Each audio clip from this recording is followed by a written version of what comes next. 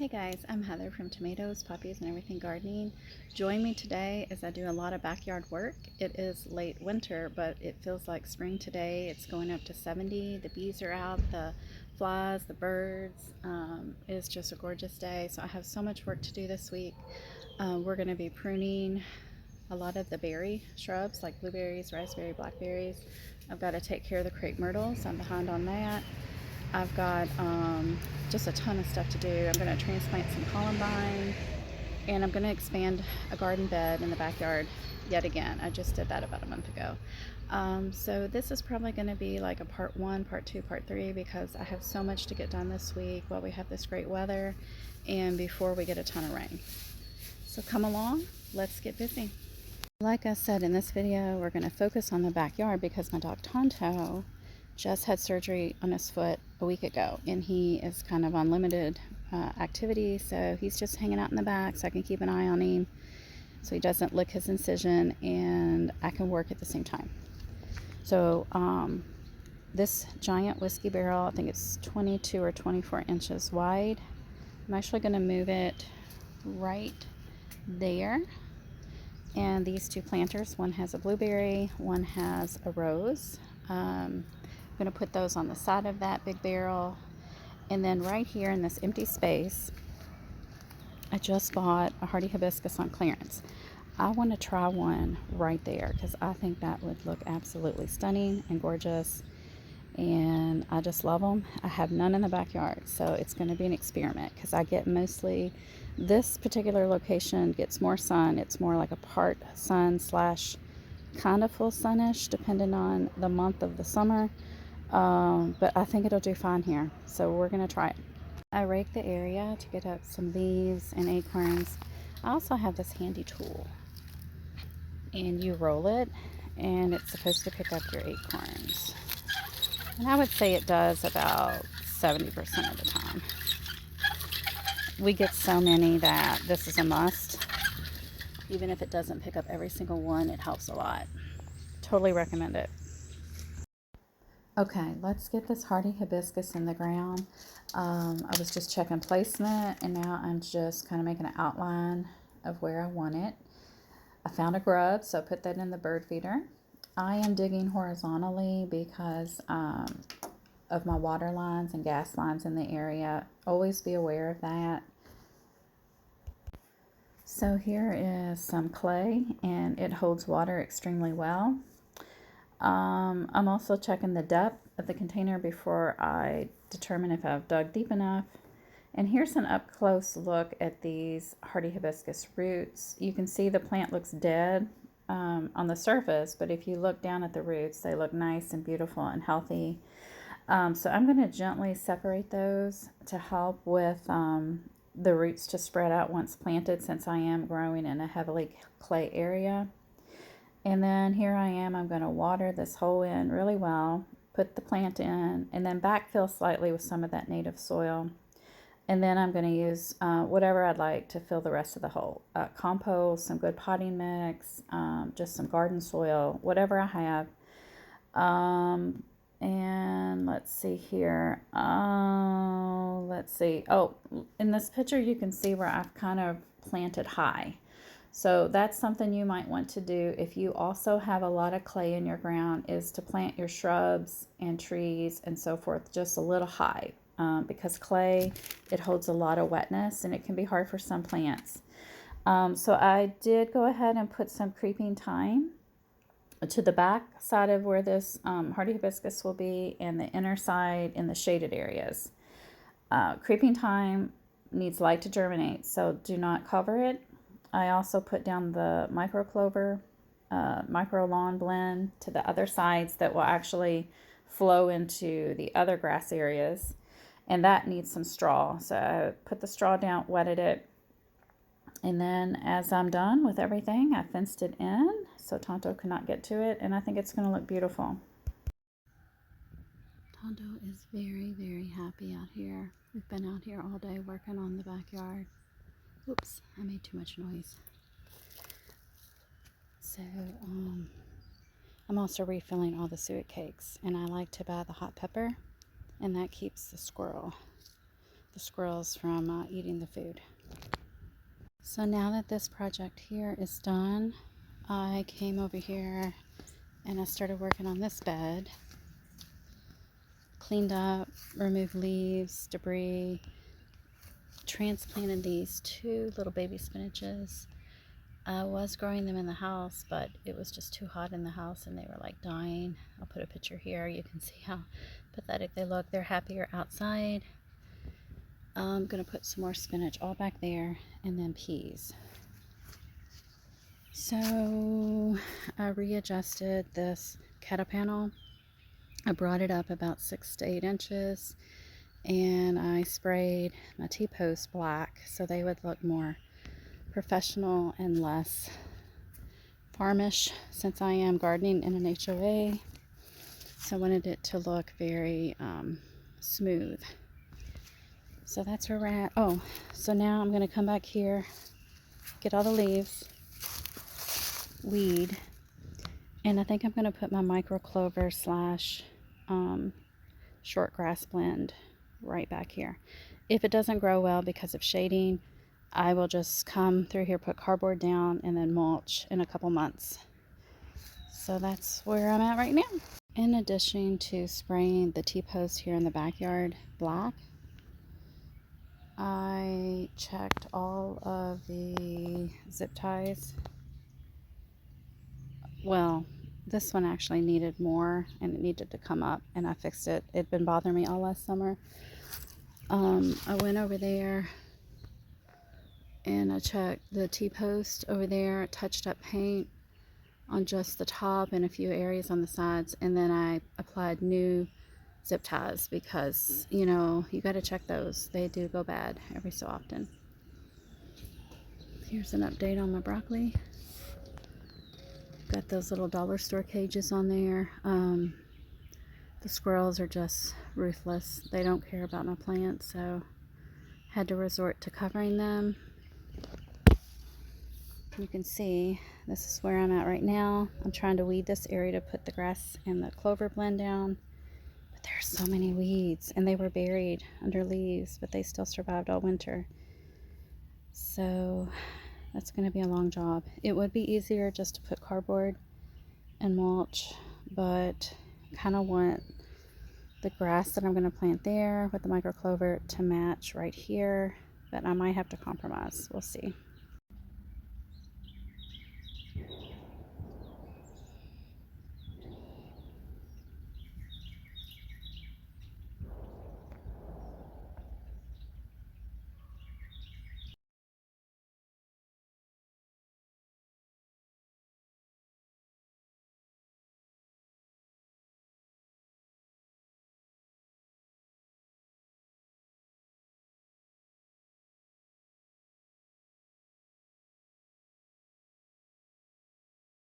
That did call him in a medication that I went to pick up, and it does help a lot. But I was so shocked when I picked it up because it was $50 for 4 pills. I was just, probably my jaw was dropping, but I did pay for it. You know, if it was me, I wouldn't. I would just suffer with the nausea. But because it was Tonto, or if it was one of my kids, I definitely would do whatever I had to do to make them comfortable. So that's helping. He's still kind of not wanting to eat though. So just have to keep an eye on that. But when I was over here working, I found these guys. So what do you think they are? Oh no, Tonto's over there. Tonto relocated. He was trying to get on my newly planted clover slash mini grass blend. So my plan for today, I'm going to work my way back from here all through the raised bed area, and also I want to work on this walkway. It floods here sometimes, so I'm going to make a few like trenches to kind of migrate the water into the raised bed area. And I'm going to weed, mulch. I'm going to put spring peas, probably snap peas, in these planters because it's technically too early to plant. But if we get cold weather, I can just take them in the garage if they haven't started climbing. And I think I've got enough time to get them about 10 to 12 inches tall and not climbing, and that should get me past the point. I think it's like, I think you plant here around St. Patrick's Day for peas, but I want to get some started. So if you know what that is, let me know. I'm going to relocate it because I think it's some kind of bulb. Okay, so I'm trying to decide which peas I want to start in those containers we're working on right now. I'm thinking, okay, so I divided them up. The ones here in the front are 65 to 70 days to maturity. These here in the back are all 55 and 60 days. So I'm going to hold off on those. I'll plant those maybe first week of March, maybe second week. This packet here is for the little crunch peas that you hear me mentioning every now and then. I have these growing in my green stock. They're so cute. They don't get that tall at all. Those are like 50, 55 days. So I think, let's see, I've got 3 containers. I'm probably going to put 5 to 7 seeds in each container. And I think I should probably maybe do all the same variety, but I'm not sure. I only have 1 shelling pea because I don't like shelling peas. I've done that before and that was enough one season. I know that sounds so horrible, but we love sugar snap peas. So you get a lot more food for your money that way. And I can buy a bag of frozen peas really cheap, even organic peas at like Costco or Sam's. So probably going to go with a snap pea or a snow pea. I have 1 snow pea right there. How about, these are 70 day.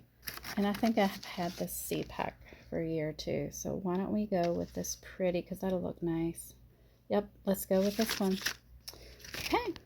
My magnolia blossom peas have been soaking for about 30 minutes, so I had a quick lunch. My containers are empty. I made sure the holes are draining well. I would say this planter is probably about 8 to 10 inches tall, pretty wide. So I'm going to do a method like a lasagna method. I've got sticks and leaves. I've got some native soil that has some clay in it that'll help retain moisture. I've got some old potting mix that was in one of these containers. And then I'm going to put a layer of black cow, and then on top of that will be the final layer, which will be the potting mix that I just bought. I started the tedious job of weeding this area. There was lots of moss, thyme, and other weeds. Of course, Tonto's my little helper here. So the hardest weed for me in this area is speedwell. It looks so much like the creeping thyme I had planted that I often have to do the smell test, rub the leaves and see if it smells like thyme. If it doesn't, it goes into the compost recycling area in the woods. So you can see here I've got speedwell in my left hand and thyme is still in the ground there. They look so similar. I also took the time to transplant, not all, but some of the moss as I was digging it up into my walkway. I really like that look. Let's see here. So now we're done. Tonto was very tired though, you could see in that one picture.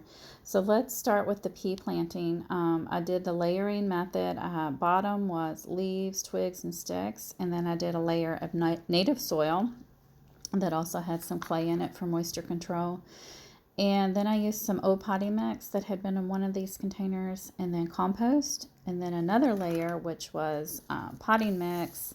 I didn't like the first potting mix, the one I had bought the other day at the greenhouse. So then I had to go find a different potting mix to do another final layer. And then I went ahead and put my sticks in. And this is important because you don't want to be adding trellising and climbing structures after the plant is already ready to climb. It's much more difficult. It's so easy for you just to do it immediately when you're deciding where you're going to have that plant growing before it's in the ground. Just put those structures in place. Okay, so this was taking hours, but I am kind of thorough about things, as you can see from some of the pictures and narration that I kind of walked you through.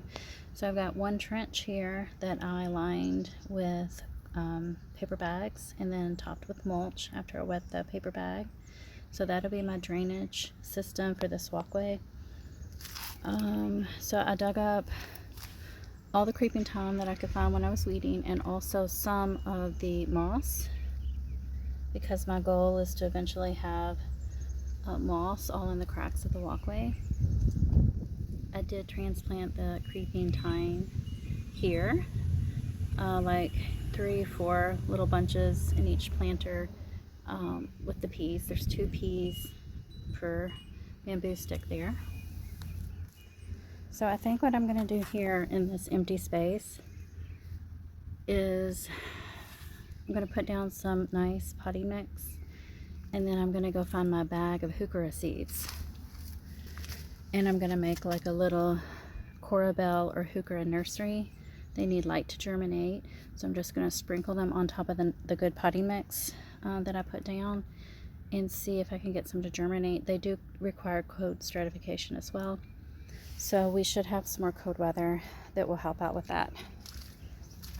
If you don't know, these are corabelles or heuchera. They're evergreen here in zone 7. These look a little rough because last spring into summer, my husband decided to kill all the moss in my walkway that I was trying to grow with vinegar. And the heucheras also got some of that vinegar damage.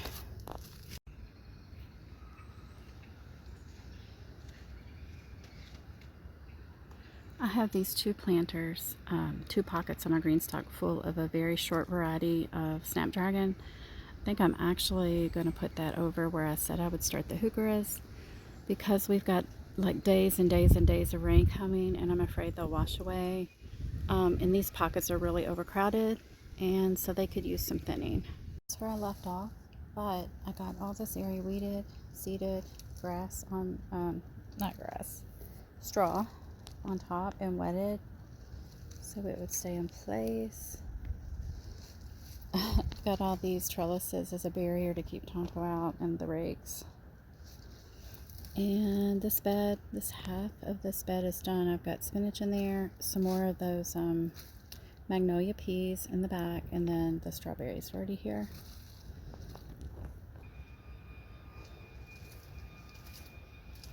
So that was what I did last night, and I worked on all of this today. So I'm going to try to grow a determinate dwarf tomato here. And there is the area I worked on earlier that you saw. Then right here, I'm going to put 2 dwarf determinate tomatoes. And then also, I want to move this planter and put like a little metal chair, like a small fancy kind of metal chair. And then I could have like something growing underneath it. What else? So I started here, but I didn't get to finish. I did weed quite a bit though, and I'm trying to level the ground.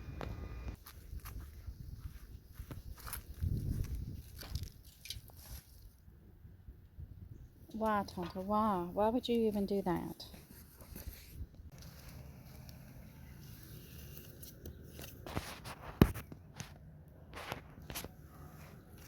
He actually did a really good job burying that. Oh, poor Tonto. He's not feeling good. His stomach's upset. I think he's burying his treats for later. It's the back side of where I worked earlier. So the last thing I'm going to do, it's almost dark, before I clean up, I'm going to plant what I think are radish seeds. I found these when I was going through a basket that had a bunch of seeds, and they look like radish seeds to me, but they could be something totally different. I know these are radish pods with seeds in them that I saved, and you can see the seeds are very similar. The black seed there. So I'm just going to plant the pods, the seeds in the pods, and these seeds here in this bed. and I'll just see what happens, what grows, who knows. Alright guys, I'm very tired. I will talk to you soon. I hope y'all have a great productive day in the garden as well. Talk to you soon.